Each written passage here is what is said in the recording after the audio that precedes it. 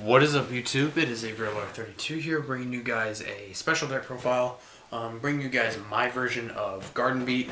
I'm making this video pretty late at night. It's like maybe it's 11:12, so yeah, like 11:15. I went to locals today, round one. Just to kind of give a quick locals report. I did play Garden Beat again. I've been playing this deck for the past 2 weeks now. I've had it built for I guess you could say about a good month-ish or so. I don't know what it is. I just don't really enjoy how the deck runs. There's just something about it. It works. The cards that you have in the deck, it works. You're going to find that some tech choices are weird, but it does work. It's just, I don't know. I excel with the deck, I guess. It's just, I just don't know why. I don't really just like how it runs. I don't know. It's just it's kind of a quirky deck. But anyways, round one today at locals. I played against Heroes, which is a really hard matchup. Game one was pretty long. I ended up beating him. Just because with this deck you have 16 traps. I think it is 12 monsters, 12 spells, and 16 traps. I believe it is. And it's an exactly a 40 card deck. And game one was pretty long. Ended up winning because of my back row pretty much. I had the outs, and then game two, he really wasn't able to draw anything, and I just won because of my Thunderbirds and Rabbits. And once you have that combination going, it's really hard for your opponent to stop you. Round two, I played Samurais. The guy didn't really know what he was doing, so we ended up going to time in game two because he was so freaking slow in game one. But I ended up 2-0ing him, and I misplayed actually because I was trying to help him, which was kind of stupid. I had a Tenki in my hand, and he had a 6 Samurai Shiin on the board. And I went activate Tenki, and he negated, and I could have had, his monster was at 1250 because I had to face up Black Garden. So I could have done 1400 for my rabbit into his monster. He would have taken damage. And then I could have gone Tenki to search for a bear. Or even, I think I planned on doing another rabbit, but it could have been bear, I don't remember. Round three, I played against Evil Swarm. That matchup I thought was going to be my hardest one. Oh, and another thing about the Samurai guy was game two, I opened up all three of my Black Gardens, and I actually ended up activating one. It was face up on the board, then I ended up setting it to the graveyard to set a Black Garden, to play one of my monsters, and then reactivate my second Black Garden so that it wouldn't lose its attack strength, and then he would get a free token. So I think I had summoned a bear or something like that. But then anyways, moving on, round three, I played against Evil Swarms. He started off with 3 back row, and I started off with first turn Rabbit, which is always amazing with this deck. And he pretty much just wasn't able to stop me. I had all the outs. And then game two, he really wasn't able to draw on any monsters, and I just beat him down with Rabbit. And then round four, I played against my dad, aka my teammate. The guy told us, the really chill guy who runs the locals there, said that if we take a draw, then we'll both top. So we in a way kind of screwed some people over, I guess. But we took a draw, and then we both topped, and then I played against this other guy at my locals who was just being a complete and total ass at the locals. He was just being a dick. He was just getting aggravated because he lost to my dad who runs Chamber, and so he was already salty from that. And then he was just being a dumbass retard. He was just being annoying, and just he was salty and it was funny, but then he just started being annoying. It's just get the hell out. So they ended up telling him to calm down, just calm his tits, as I like to say. And so he was finally just calm. And our game one took so long because he likes to stall, I guess. He likes to be a dick. I apologize for the language, but really that's all he was being, was just a dick. So it was just whatever. He only got 1 pack because third and fourth got 1 pack. It was of Cosmic Blazer. First place got 6 and second place got 3. And then game two, I easily wiped the floor with his ass. But yeah, so sorry, I just had to kind of vent there for a little bit. But anyways, moving on. You run 2 Thunderbird, one of your key cards of the deck, along with 3 Wind-Up Rabbit. You may think that 2 Thunderbirds and 3 Wind-Up Rabbits kind of weird because Thunderbird is technically better, but it works. You can summon your Thunderbird, then activate Black Guard, and then banish your Thunderbird. Comes back on the next standby phase of the 1950 beat stick, which is really big whenever Black Guard's on board. And then you also run Double Bear. This really threw the guy off in top. Because I beat him game 1 with Cowboy. I had a Thunderbird face up on the board with all tokens and 2 rabbits because he kept on summoning his Evil Swarm stuff, and he had a face-up Cowboy in defense that he had taken off 2 season materials with for me to lose 16. A face-up Maestroke in defense, and he had Monster Reborn his Thunderbird because he suicided into mine, and then I ended up drawing into my second one, and then he Monster Reborn his the same turn, giving me another token. So I ended up going 10 key to get Bear, and my friend was actually watching. He's like, Bear? And then, of course, my opponent's like, Bear? What are you doing? So I banished my rabbit, summoned Bear. He got a token. I overlaid into Cowboy into defense, and he was at 600, and then I detached from Cowboy to win. So, and then Bear also provides good plays to run over your opponent's tokens. Like, if you have a face-up Bear, and then you, like, summon a rabbit or a Thunderbird, and then they get the token, you can just swing over their card. And even if you summon this, like, if you already have Blackguard and face up, and then you go activate 10 key, search Bear, and then you summon Bear, he gains 100 from 10 key, putting him at 900, so it's 100 enough to get over the token, and then you can just search for your other 10 key and then play it next turn. This also pissed off the guy in top. Double Fossil Dyna. This card just works so well. It's so freaking amazing. I opened up 2 of these, game 2 against the guy. I had a face-up Rabbit. I went first turn Rabbit. A few turns later, I ended up summoning Fossil Dyna, and it really screwed over his Evil Swarm plays. So he ended up, he convulsed my Fossil Dyna, so I was like, okay, I had normal summon, so I just normal summoned it right back. He ended up popping it with like an attack or something, and then next turn I had banished my Rabbit, so I re-summoned the Rabbit. I swung because I was able to get his card off the board somehow. I think I like smash and ground it or something, and then in my main phase 2 I had re-summoned Fossil Dyna, and I just swapped into defense, kept on swinging. And then you tech in 1 Thunder King, 1 Grand Mole, and 1 Banisher. I didn't see Banisher all day. When I did, his effect never went off. Grand Mole put in a lot of work against a 6 Samurai guy because I was able to keep on bouncing back his Sheehan. Even with Black Garden on the field, he can just sit there and then just be ready to bounce back cards. Thunder King didn't really do anything. He's just another good 1900 beat set. You can summon him, then play Black Garden, and it's really hard to get over him. And that's pretty much the whole point of your monster lineup, is just because with Black Garden, your opponent pretty much can't get over your stuff. And then you run triple Black Garden, and then you also run 1 Terraforming to get to him. I pulled this hollow one out of my Astral Pack entry today. I pulled this hollow Terraforming. I thought that was pretty cool, so I just swapped them out. I was like, okay, sweet. I thought I ran 2 Terraformings in here, but there's only 1, and this is exactly a 40 card deck. And Terraforming was there when I needed it. It's really cool whenever you have a Black Garden sitting on the board, and then your opponent's getting all like salty and PO'd from Black Garden. And this just, this is your main key card of the deck. It pisses so many people off having their attacks.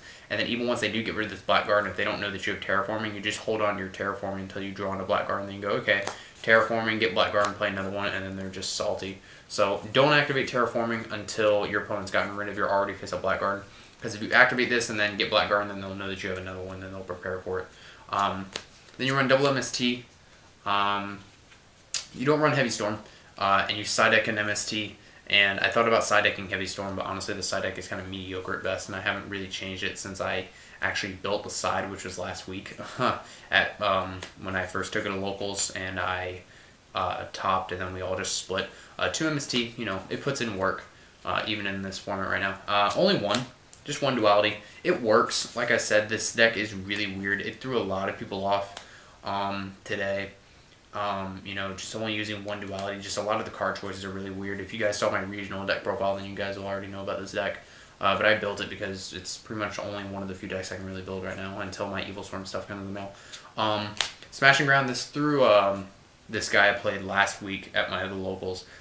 He had an Abyss lead on board with like 1250 attack or something like that, and I had Smash and Ground in hand. So I just went, okay, Smash and Ground your card, and he just had to look like, okay. And then you side deck a 3rd, but you main 2. Double Tenki. This gives you access to your rabbits and your bears quickly. And you also side deck double Tensu. I never side deck those in, the Tensus or the Tenki.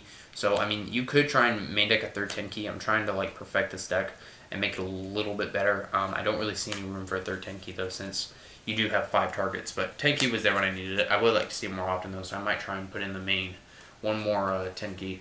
And then Monster Born and Dark Hole staples. Traps, you run double Mirror Force, double Torrential, 1 Solemn Warning, 1 Solemn Judgment. This deck is very trap heavy. I mean, it's Garden B. I mean, the deck has to be trap heavy because you really don't have a draw engine except for duality. I will even try and fit in a second one. So really, your traps like play a big role in this deck. Double D Prison, double Escape Device. This card is so amazing with Wind Up Rabbit and Thunderbird because you could be sitting with a Thunderbird or even a Rabbit on board, and your opponent goes to try and swing over them, and then you can just go Escape Device, target your card, and then target like Thunderbird or Rabbit, banish it. And I actually found out it was too late, but my friend was reading Pandemic, and then he also read Escape Device. It was too late because the play had already happened and like a turn had passed by. But let's say I have Escape Device set and I have a face-up Thunderbird or Rabbit, and what my opponent did was he summoned Mandragora and he went to go swing over my Rabbit, and then I went Escape Device, target Rabbit, target Mandragora. But Escape Device says each player chooses one monster they control, then shuffles it into the deck. So since it says each player, it was something about like my friend said, it's like each player chooses a monster. So even though you activate Infestation Pandemic, it doesn't protect your Evil Swarm. So therefore, I had thought, okay, so I don't have enough targets. This goes to the graveyard. But no, this gets around Pandemic, which is really, really nice. Since it says both players choose, so that's really, really cool. And then you also run double evac. 2 is fine. 2 Escape Device and 2 evac device is fine. And then you also have 2 Breakthrough Skill. I activated this once against the Evil Swarm guy in the top. Like I said, we did have a long game. We were like just throwing cards back and forth. And that game was really annoying because the things with Evil Swarms, they all have like, 2550, 1950, 1550. He ended up playing his Ophion, or Ophion. I call it Ophion, whatever. I always say that in all my videos when I'm talking about Evil Swarm. And I had a Black Garden face up, and he dropped Ophion, and it went down to 1275. So just trying to do the math in that first game one was so annoying as hell. Like I got down to like 3875, then 3250, or like 3550. I ended up winning 3300 to 0. But he was down to like 3875, then 2850. It was so annoying. But that was just a side note. But Breakthrough Skill, I did use it once against him. It puts in work where it should. A lot of people are saying that this card's falling out of favor, but in this deck it works very, very well. Being able to stop your opponent's plays and slow them down to your level, and then just slowly kind of just take over the game. I used it when he went. I don't remember what he used. I don't remember what I used on, but I do remember I used it once on that guy in the Evil Swarm in the top 4. That was the first time I used it all day. I never did use it once it hit the graveyard, but I did try to use it once, and I think he had negated it with something like a Pandemic or something. I don't remember. And then 1 Dark Bribe and 1 Starlight Road. The guy that had originally topped with this deck at the regional, as you guys know, this did top. He was using Magic Drain, and I like Dark Bribe so much better because of the simple fact that both cards are a counter trap. Except the problem is with Magic Drain is that it only negates spells. So, and then your opponent has to discard, well, they don't have to, but if they have it, then they can discard another spell card to stop your Magic Drain. Whereas with Dark Bribe, yes, they get a +1, but it's kind of irrelevant, especially if you already have your board set up. And plus, it's just an extra negation. It's basically another Solemn Judgment, essentially, just for a much less price.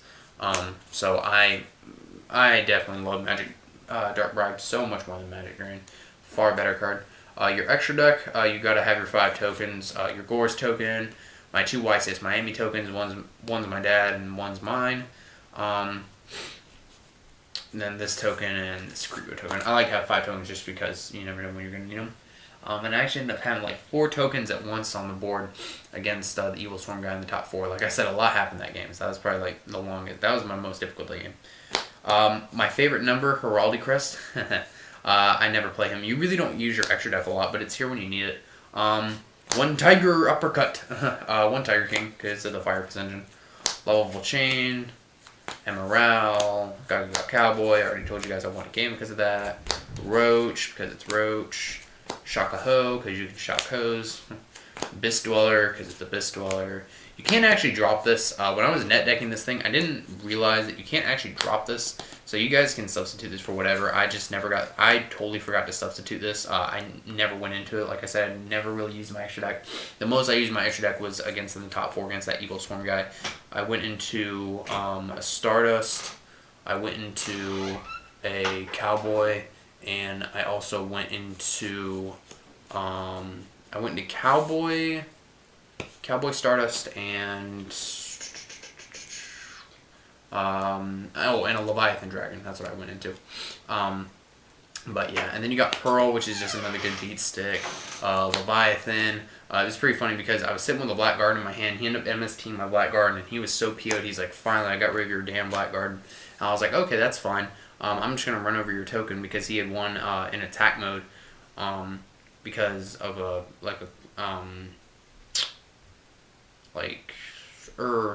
something like that. And he had a token in attack mode. And so I was like, okay, so I banished one of my rabbits. I played Banisher because I just top decked it. I overlaid into Leviathan. I detached. He was sitting at 25, so then 25 ran over his... No, he had a face-up Thunderbird on the board. That's what it was. So then I banished a rabbit. I played Banisher, overlaid into Leviathan, detached. He was at 25. 25 ran over his 1950, and that was the Thunderbird that he had Monster Born. So then his Cowboy Maestroke, their attack points are already halved, and Cowboy was at 2100 defense with no Exceeds materials, and Maestroke was at 2300 defense with 2 Exceeds materials.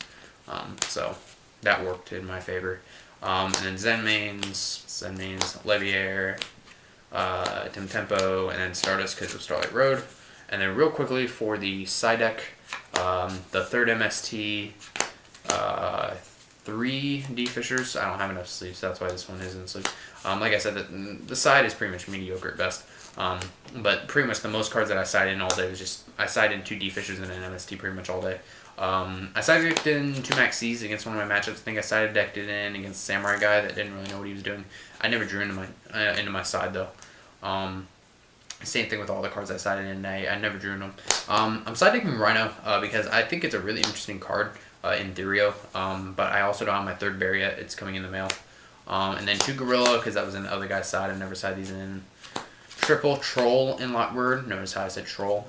For Prophecies, in case I ever go against something, just side deck these bad boys in. The 1 Tenki and the 2 Tensu, and then my Common Terraforming, which I swapped out. This isn't actually on my side, it is just in there. I threw it in there because, once I found the hollow, it's like, okay, I'll just throw this on here. But yeah, these, in case you really need them for like bear and stuff, this can give you your extra normal summon. So you can go like, okay, Tenki, you can just go Tenki search. Oops, don't want to mess that up. Tensu, play bear, play a rabbit, But yeah, guys, that's the deck. Like, I'm succeeding with it. Like, it's throwing a lot of people off guard. Like, in the top 4 there, which is the longest game ever, the guy didn't know, like, what to expect. Like, he did not expect the Tenki for the bear. He just did not expect anything at all from this deck. Like, teching in the Smashing Ground throws so many people off. The Tenki threw the guy off. Like, it threw him off, like, so much for a loop. And people really don't know what to expect with this deck. They just expect, like, the most that they're going to expect is, Thunderbirds, Rabbits, and Blackguard. And then even then, like, they really just cannot come back from it unless they have all the answers and all the outs, and they just don't let you set up your field. Like, if they happen to get that, like, I mean, E-Dragons, I mean, yeah, like, I got stomped by Dragon Rulers last week at my other locals on Saturday, just because, this deck just cannot keep up with E-Dragons. If they can make that first turn Draco Sack and just set up their back row and set up their plays, you're going to get stomped. Like, that's Dragon Rulers. But this deck, it's an interesting deck. It's just there's something about the way that you have to play the deck.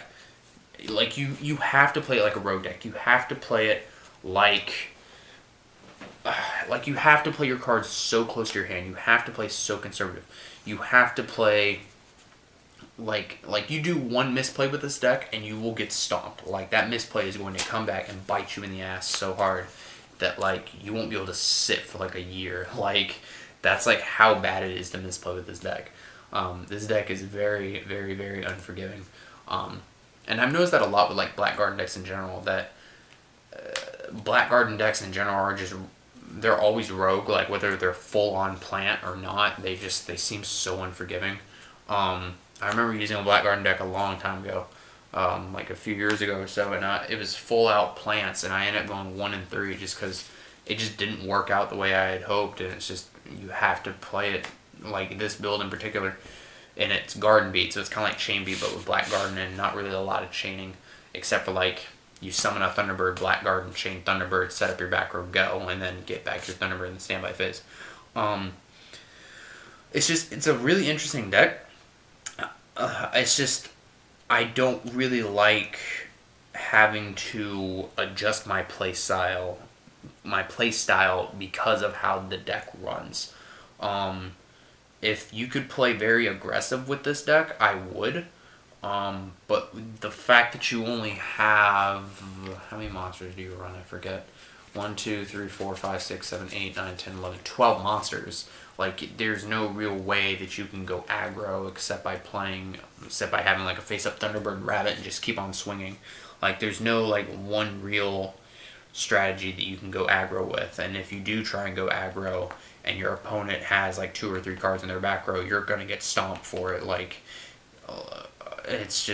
you kind of have to play like a conservative gadget build would play, so to speak. Like, if you're playing conservative gadgets, like Red Ox gadgets, which do play conservative from what I've heard, that's kind of how you have to play. You really have to play your cards close to your chest, so to speak. Like, you got to keep your resources in your hand.